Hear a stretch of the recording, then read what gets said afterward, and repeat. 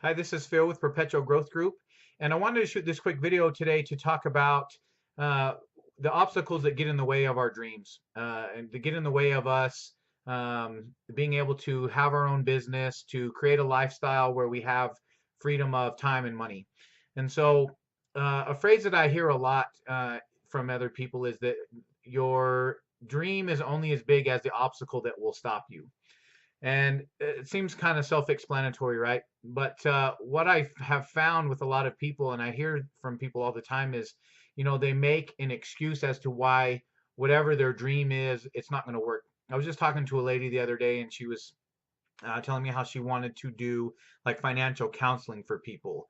And she just started in with all these excuses as to why, she didn't think she could do it. At first it was she didn't want to charge people. And I kind of just hit her back with, well, if you're doing them a service that helps them financially over the rest of their lives, that should be worth something, right? And so then she went to, there was going to be education involved and this and that. And she just kept throwing up roadblocks as to why she would never be able to do it. And so, I finally just said, well, that those obstacles are always going to be there, and they're always there for business owners. There's not a person on this planet that has been successful that hasn't ran into those obstacles, maybe even worse. I mean, some people, the stories that they tell me are absolutely inspiring as the things that they've accomplished and the obstacles that they've overcome. And so, what I would say is, if you're considering starting an online business, or if you have your own business, online or not, you know, what is the obstacle that's going to stop you? And if you haven't even started anything, you're already throwing up obstacles. Well, those things are always going to be there, and they're there for everyone. I've had my own, whether it's financial, time with family, things come up that kind of get in your way, whether it's, Facebook shutting down your ad account, or, something coming out of your bank account and screwing up your finances, okay, something you weren't ready for. Um, but what I would say is, what is it that's going to stop you?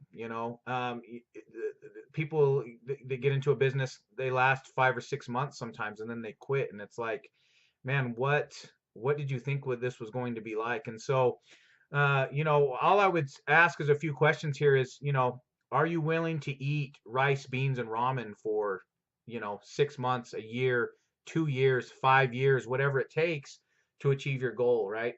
Would you be willing to sell the home that you're in and move and rent a small place that you don't like in a neighborhood that you hate, to free up the money for you to be able to create your business? Would you be willing to spend some money on whether it's advertising, if you're going to start a brick and mortar, a building, web hosting, whatever it is? Are you willing to spend that money? Are you willing to spend the money to get knowledge so that you're, at the top of what you need to know in order to stay ahead of the learning curve and stay ahead of everyone else, really? Because as far as the internet goes, you know, I don't need to tell you, it's constantly changing, and it's almost from like week to week, things are different, and you have to, you know, stay afloat of that.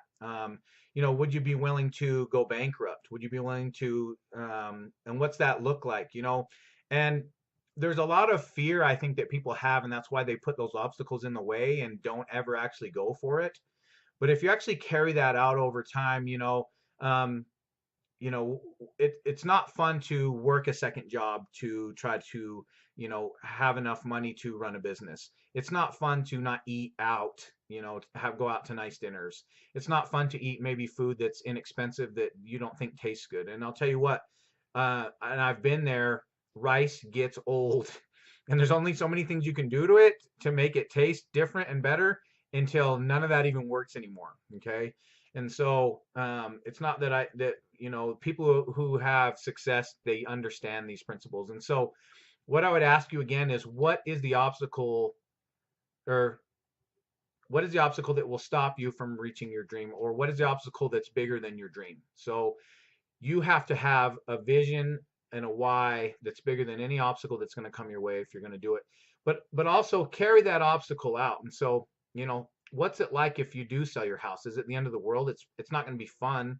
Your kids or your spouse might be upset at you for doing that. And if you explain to them what you're trying to do and get them on board with your vision, then maybe you have an ally instead.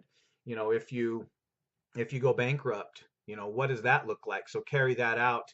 Let's say you have to declare bankruptcy, to start to make ends meet again. Well, what does it look like the day after bankruptcy? What does it look like the week after bankruptcy? And can you still go beyond that to still achieve your goals? Because bankruptcy doesn't mean it's the end. It doesn't mean life ends, right? It's not your death. And so, short of death, anything that gets in your way, you can overcome that. And I really believe that. And I've had obstacles myself, and I'm not saying all these things are going to happen to you. I'm not, and I hope that they don't, honestly, but ultimately, people's success is determined by the level of obstacle that they've overcome. So people who have been hugely successful, if you look at their backstory, there's always some huge obstacles that, I think, man, would I have been able to overcome that to reach that vision?